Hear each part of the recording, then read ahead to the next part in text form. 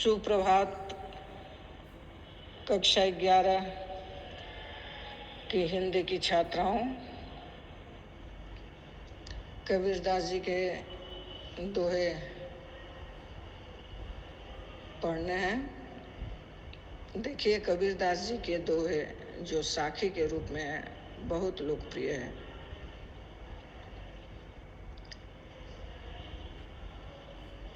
इसका संदर्भ सहित व्याख्या पढ़ेंगे और संदर्भ में लिखेंगे कि प्रस्तुत साखी हमारी पाठ्य पुस्तक काव्य खंड में संग्रहित साखी शीर्षक से लिया गया है या उद्धृत है। कबीर रेख सिंदूर की काजल दिया न जाय, नैनु रमैया रमि रहा दूजा कहाँ समाए। ये जीवात्मा रूपी प्रेमिका परमात्मा रूपी प्रेमी से इतना प्रेम करती है कि उसे एक परमात्मा के अलावा और कोई दूसरा दिखाई नहीं देता, न दूसरे से प्रेम करना चाहती, न उसे देखना चाहती। तो प्रस्तुत दोहे में अनन्य प्रेम का वर्णन है। कबीरदास जी कहते हैं कि कबीर रेख सिंदूर की, जब हमने अपने मांग में सिंदूर लगा लिया है, रेखा सिंदूर की लगा लिया है, तो काजल दिया न जाए, तो उस मांग में काजल की रेखा नहीं लगाई जा सकती। अर्थात जिसको मैंने प्रेम किया, सिंदूर से ही प्रेम किया। सिंदूर मतलब जिस भगवान से हमने प्रेम किया उसका स्थान वही रहेगा, दूसरे का स्थान नहीं आएगा। यानी सिंदूर की जगह पर काजल नहीं लगाया जा सकते। यानी जिसको हमने प्रेम किया, परमात्मा के अलावा और किसी को मैं प्रेम नहीं कर सकती। नैनु रमैया रमि रहा दूजा कहाँ समाए। और काजल का स्थान मस्तिष्क पर नहीं है, उसका स्थान तो सिंदूर का ही होता है। यानी जिसको कबीरदास जी प्रेम कर रहे हैं, उसका स्थान उसको सिर पर चढ़ाए हुए हैं, और अन्य जिसको नहीं चाहते, उसका स्थान आंखों के नीचे है, काजल में है। काजल तो आंख में ही लगाया जा सकता है, सिंदूर का स्थान काजल नहीं ले सकता। काजल आंख में लगाया जा सकता है। इस पर जब आंखों में रमने वाला प्रियतम आंखों में रम जाता है, तब वहां पर कोई दूसरा समा नहीं सकता। या कहने का मतलब कवि का है कि काजल का स्थान दूसरा है और सिंदूर का स्थान दूसरा है। यानी एक जगह दो व्यक्ति नहीं रह सकते, परमात्मा के अलावा और वो किसी को प्रेम नहीं कर सकते। अगला है श्लोक। सायर नहीं सीप बिन स्वाति बुध भी नाही, कबीर मोती नीप जे शून्य शिखर गढ़ माय। ये प्रस्तुत काव्य खंड में संकलित कबीर की साखी शीर्षक से ये दोहा लिया गया है। कबीरदास जी कह रहे हैं कि सायर नाही सीप बिन, सायर माने सागर, सीप माने सीप, माने ये ऐसा सागर है जो बिना सीप का। कबीरदास जी कह रहे हैं कि यह सागर जो है वो बिना सीप का है। यहाँ न सागर होता है और न ही सीप। स्वाति बुध भी नहीं, और वहाँ पर स्वाति बुध की नक्षत्र, स्वाति नक्षत्र की वर्षा जब होती है तो उसकी बूंद पड़ती है, तो स्वाति नक्षत्र के वर्षा की बूंद भी वो नहीं है।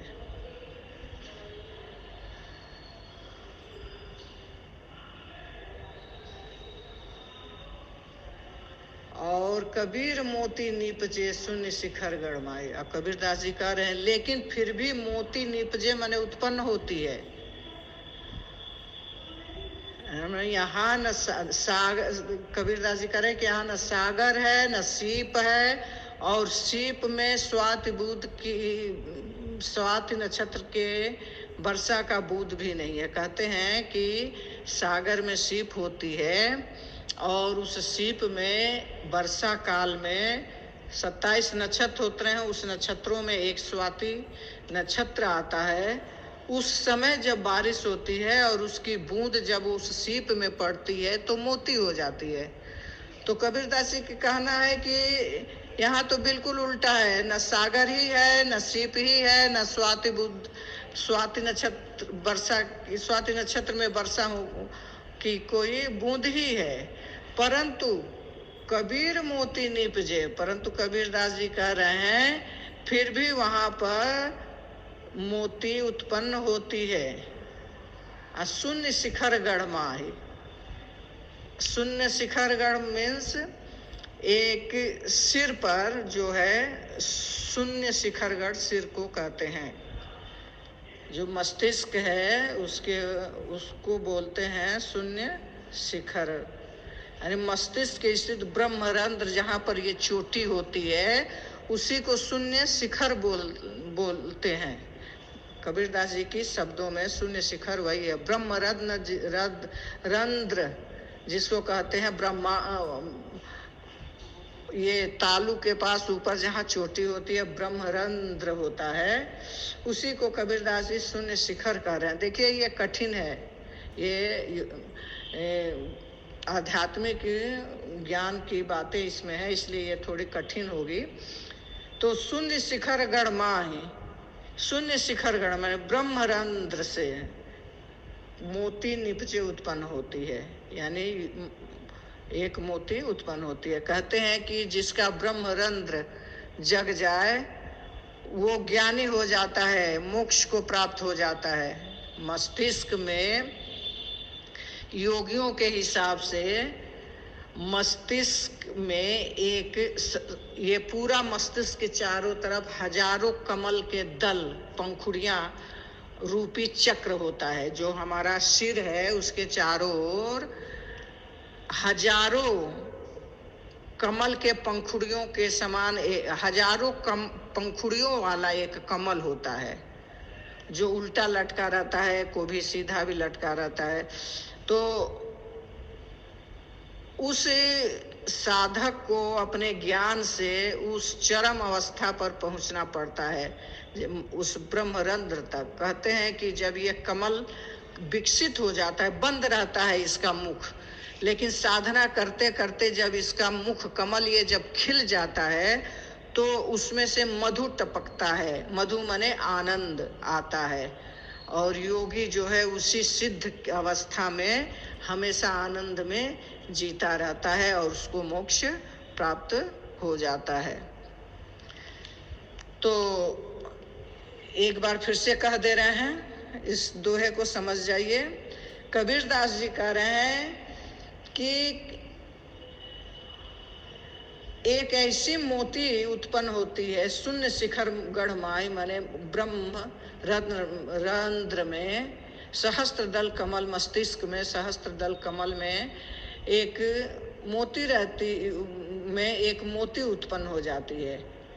और वहाँ पर न तो सागर है न सीप है और न स्वाति नक्षत्र की वर्षा की कोई बूंद भी टपकती है, लेकिन फिर भी एक मोती वहाँ पर उत्पन्न हो जाती है। उस सिद्ध योगियों के लिए जब वो ध्यान अवस्था में रहते हैं तो उस परमात्मा रूपी सागर में डूबते रहते हैं और उनकी आनंद की वर्षा होती रहती है। उनका ध्यान जब ज्ञान रूपी कमल विकसित हो जाते हैं मस्तिष्क में, तो उसमें मोती रूपी, मोक्ष रूपी मोती उत्पन्न होती है और उस सिद्ध अवस्था में वहाँ पर योगी रहते हैं। पाड़ी ही ते हिम भया, हिमवे गया बिलाय, जो कुछ था सोई भया, अब कुछ कहा न जाए। कबीरदास जी जीवात्मा और परमात्मा के भेद को बता रहे हैं कि जीवात्मा और परमात्मा एक ही है। जैसे पानी रहता है और जमकर वही पानी बर्फ हो जाता है, वैसे ही जीवात्मा जो है परमात्मा से बिछुड़कर जीवात्मा इस धरती पर होती है, और जब मृत्यु होता है तो फिर वो परमात्मा मिल जाती है। जैसे बर्फ फिर पिघल कर पानी होता है, तो वैसे ही पानी के रूप में आ जाता है। तो यानी जो जीवात्मा है वही परमात्मा है, परमात्मा है जो वही जीवात्मा है। और जो कुछ था सोई भया, माने जो पहले था, जैसे ही परमात्मा से जीवात्मा और जीवात्मा से फिर परमात्मा बन जाता है, जो कुछ था वैसे ही फिर हो जाता है। अब कुछ कहा न जाए, इसके आगे और कुछ कहा नहीं जा सकता। यानी जीवात्मा और परमात्मा सब एक ही है, केवल रूपांतर का अंतर है, कि रूप बदल जाने का केवल अंतर है। रूप बदल जाने पर जैसे पानी पानी कहलाता है, पर और जम जाने पर बर्फ, वैसे ही परमात्मा से अलग हो जाने पर दूसरी जगह मृतलोक में आ जाने पर जीवात्मा हो जाती है। वही आत्मा जीवात्मा हो जाती है, और वही परमात्मा के पास रहती है। जो आत्मा वही परमात्मा हो जाती है। आगे है, पंखी उड़ाड़ी गगन को पंड रहा परदेश, पानी पिया चंच बिन भूल गया यह देश। कबीरदास जी कह रहे हैं कि पंछी उड़ी गगन को, ये आत्मा को एक चिड़िए के रूप में चित्रित किए हैं। कह रहे हैं कि ये पंछी रूपी आत्मा गगन को मने आकाश में गई, परमात्मा के आकाश मने वही परमात्मा के पास। अब पंड रहा परदेश, जो ये शरीर है इसी मृतलोक में रह गया। मरने के बाद से ये शरीर मृतलोक में ही रह जाती है, और जो उसके अंदर की आत्मा होती है वो आत्मा रूपी पक्षी जो है परमात्मा गगन में परमात्मा के पास चली जाती है, आकाश में उड़ जाती है। और पानी पिया चंच बिन भूल गया यह देश, और ये जीवात्मा रूपी पक्षी के चोंच नहीं होते हैं, वो बिना चोंच का ही पानी पी लिया और इस देश को भूल गया। यानी जीवात्मा इस शरीर को त्याग करके परमात्मा में मिल गया, और पानी जो पी लिया यानी अमृत को प्राप्त हो गया। इस संसार में उसका कोई अब संबंध नहीं रहा, इस संसार को वो भूल गया। धन्यवाद।